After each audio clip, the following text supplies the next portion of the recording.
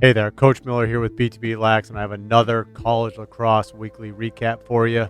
We're going to dive into the Division I games from this past week. Get ready for the games coming up tomorrow. Also take a look at Division III, see what's happening there. Real quick, guys, if you like these types of videos, go ahead and like this video. Leave a comment if you want. Let me know what types of things you want included in these types of videos. Also, if you're looking to take your lacrosse game to the next level, click on the link right in the description of this video. You can start my program BTB Lax Plus right away. With that being said, let's dive into the weekly recap. All right, so let's take a look at last week's storylines. The big story of the day was Maryland dominated Virginia 23-10. I watched a lot of the highlights of that game. I'll show you one of a full field goal that was scored by a Maryland defenseman, which is awesome. Princeton in a barn burner over Penn. That game went back and forth. It was 21-20. I'm going to show you some highlights of that game. Cornell over Yale 13-12. Harvard over Brown 12-11. So those Ivy League schools all beating each other up. They're starting to play each other a lot over the next few weeks. So we'll see what happens there. We still have 6 teams in the Ivy League in the top 20. That's pretty impressive. Loyola is rising. They dropped Bucknell 13-9. They've won 3 in a row, which was sparked by their win over Duke. Hopkins loses twice after their Cuse win 2 Sundays ago. And then Denver gets a big win this past Sunday over Ohio State 14-12. Let's take a look at my last week's predictions. I thought that Virginia was going to beat Maryland because Schellenberger was going to be too much. I was dead wrong. Maryland showed them and the country that they're the team to beat. They played in D.C. at Audi Field, and they just dominated. I mean, they look great. My bets, I got them all right other than Utah-Georgetown. I was at the Utah-Georgetown game because I was at Georgetown. I took a jog over there, saw them. Georgetown dominated that game. They were up the entire time. They were up by more than 5 at halftime, and they never relinquished that lead. And then those hooks, those half points and the spreads really helped me out. And that's what I thought would happen too, because I thought a lot of these goals would be, a lot of these games would be 1-goal games, so that 1.5 spread really helped in the all 4 of those games actually, because Drexel lost by 3, Penn lost by 1, Yale lost by 1, Brown lost by 1. All right, let's take a look at the conferences here. So Virginia, they're 6-1. Duke's already played 11 games. They're 8-3. They beat Towson in Audi Field right after the Maryland game. UNC took down High Point 14-12 on Sunday, and Notre Dame cruised over Michigan 12-7. So Michigan has dropped 2 straight since their undefeated start. America East, Binghamton pounded Albany. Stony Brook's 5-3. That's all we really want to talk about there. Atlantic Sun Conference, I saw Utah play in that Georgetown game, and they got pounded. Georgetown just has a lot of weapons. I mean, they have a lot of weapons. Also, I want to take a look at Utah just because I wasn't that familiar with their program. I know that they had a coach who started the program about 5 years ago, Holman. He left. Now Andrew McMinn is the head coach. He came from Robert Morris. So Robert Morris is in that same league. He was at Robert Morris for a while. He played his college lacrosse at Providence. I think he graduated in 2005. Another Atlantic Sun note, Air Force beat Mercer 13-10.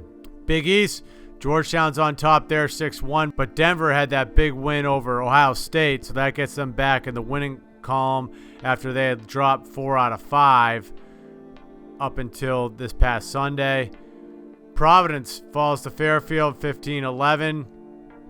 Actually, Fairfield just lost to St. John's a couple days ago. Big Ten, Maryland's cruising 7-0. Rutgers is 8-1. They cruised over Hofstra 22-10. Like I said, Michigan got crushed by Notre Dame 12-7, and Maryland's always on top. I have no problem with going for that. McNaney on the clear with Ray Hill. Taking a shot at the empty cage. He scores! The Terps practiced all week, getting ready for a 10-man ride, and they convert. You heard the announcer just say that Maryland was practicing this all week leading up to the game of the 10-man ride. Just shows how well coached they are. Ray Hill probably took this shot, I don't know, 5 times during the week during practice. So when it comes to game execution, he's able to execute, score a goal. Big momentum killer there. Penn State plays Maryland this week coming up. I think Penn State's got a bunch of injuries, so we'll see about that. All right, CAA Conference, Delaware. They beat Hopkins. Mike Robinson had 5 goals. Hopkins has dropped 2 straight since their win over Cuse. Ivy League. This is a really exciting league with so many good teams. A bunch of teams in the top 20. Just there's going to be tight games all season long. All right, let's take a look at some Princeton Penn highlights here. This game was unbelievable. We'll start off with a goal from Sam Hanley from Portland, Oregon. He was a first-team All-American in 2019. He's 6'5", an absolute beast, and get a shot off. Then when they go up, they get a man-up goal here by Dylan Gerger from Severn in Annapolis. That's his 18th goal of the season. 9-5 Princeton. Man up again. So the man-up opportunities are helping Princeton get back in the game after they were Penn get back in the game after they were trailing 9-3. Another goal by Hanley there. He had 3 for the day. Now we're gonna see a goal. There you see how big he is, just getting a shot off. I mean, that's a goal you want to give up man up, but it's just like he's got too much power. Here we got Chris Brown, an attackman for Princeton. He had 6 goals on the day, including the game winner, which we'll see in just a sec. He had a huge day. He played his high school ball at Fairfield Prep in Connecticut.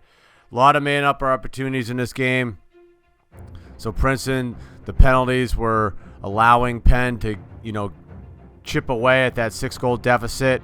You can kind of see the inside roll. Chris does a great job of staying on the crease there. All right, next up, we got another man-up. So in this stretch, Penn was 4 for 4 on man-up opportunities. Here we got Caleb Fernandez from Florida for his first goal of the season. So it's getting tighter. There's a ton of goals being played. Another goal there by Hanley. Just muscling in there. Big guy. All right, so now we're going to see this goal is going to tie it up. There was 5 seconds left on the shot clock. And they pulled a nice little play here. Little C cut up from the crease. Boom. 15-15. First time it was tied since early in the game. This is where Penn takes their first lead of the game. We got Cam Rubin. He's a sophomore from Natick, Massachusetts. He had 7 goals, so he had a huge day as well. Jack Stevens, another goal by Princeton. I think Penn changed their goalies in the fourth quarter because the announcers were talking about it, saying that the other goalie played for the first 3 quarters. I'm not sure if he got pulled or if he got hurt or whatever happened, but something happened. All right, Penn goes up by 2. This is just an amazing game. Now, Penn's down 1 with 1:39 left. They score Ben Smith. He's a freshman. That's a great assist from Boys Latin. We play those guys. Tie game. 20 seconds left in regulation. Penn has a great look here, but it's a great save by Peters, the Princeton goalie, to force overtime. I mean, that was a good look. Good save. It's hard to make those saves with little limited time left. So then we go into overtime here. You're going to see a broken stick. Boom. Stick breaks. He has to run off the field. Does a great job recognizing it. Boom. Chris Brown, 6th goal of the game. Princeton wins over covers. Whoever had that, congratulations. Dartmouth crushed St. John's actually 17-10, but then they lost to Ohio State on Tuesday 12-6. They have their first league coming up on Saturday when they play Harvard. Another big games on Saturday. Cornell at Penn, Princeton at Yale, and UMass at Brown. There it says Dartmouth's at Brown, but actually Dartmouth is at Harvard. MAC, not much going on here, just keeping the records up to date. St. Bonaventure 6-2. They beat Marist 7-6. NEC, St. Joe's crushed Mount St. Mary's 19-6. Patriot League. BU lost for the first time on Tuesday to Harvard 13-10. I predicted that game wrong. Bucknell's 6-2. Army 6-2. Loyola's coming back with 3 games in a row. Lehigh beat Army 11-10 in a tight game. Lehigh basically jumped out to a 4-0 lead. Then they trailed. Army trailed 9-5 to start the fourth. They got it to 9-8, but then they eventually lost. And like I said, I'm going to be following Loyola now after the 3 straight wins. Basically, they played Bucknell. They won 13-9. They went on a 6-0 run in the third and fourth quarter. Right now, they're 2-0 in the league, and they play Army coming up next. So that would be a game that we want to keep an eye on. Southern Conference, Jacksonville had a pretty easy game, so they're 7-2. Their next tough game comes up on April 2nd. They're going to play High Point, who plays everybody tough, including UNC, who they just lost to on Sunday. And then Richmond beat UMBC 14-9. They basically controlled that entire game. All right, some lines for this week. Army Loyola. Loyola is favored by 1.5. Lehigh Georgetown. Georgetown's favored by 4.5. You'll see I like that. And the over-under is 22.5. I also like that. UMass going to Brown. They're getting 3.5. I kind of like that. Brown Princeton. Princeton is favored by 1.5, so Yale's getting 1.5. Cornell Penn. Cornell's the highest ranked team in the Ivy League, yet they are the dogs going to Penn. Penn's coming off a loss to Princeton. They already have 2 losses, so that's an interesting line right there. Ohio State Rutgers. Yeah, this is going to be a big game. Ohio State's a dog by 1.5. All right. So I like to see Yale over Princeton this week. I just don't think that Yale's going to be a 500 ball club, and Princeton's won so many big games. They beat Georgetown, they beat Rutgers, and then they beat Penn. I think they're due for a little bit of a letdown. I think Yale is going to beat them. My other bets, I like UMass getting 3.5. I think Brown will win, but 3.5 is too many. I think Lehigh getting 4.5 is a lot, so I like that. I think Georgetown, they're solid, but I think Lehigh will cover that spread. The over on the 22.5 for the Lehigh-Georgetown game, I love that. I saw Georgetown put up a ton of goals this past Saturday. I also looked at the Lehigh game from last week when they played Army. I just think that 22.5 is too low. Maryland, minus 5.5. It says plus 5.5 there. They're the favorite.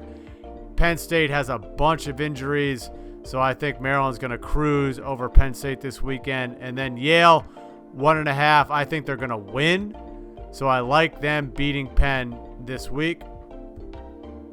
So my pick of the week, I got 2 picks of the week. I like Lehigh getting 4.5, and I like the over of 22.5 for that Lehigh-Georgetown game.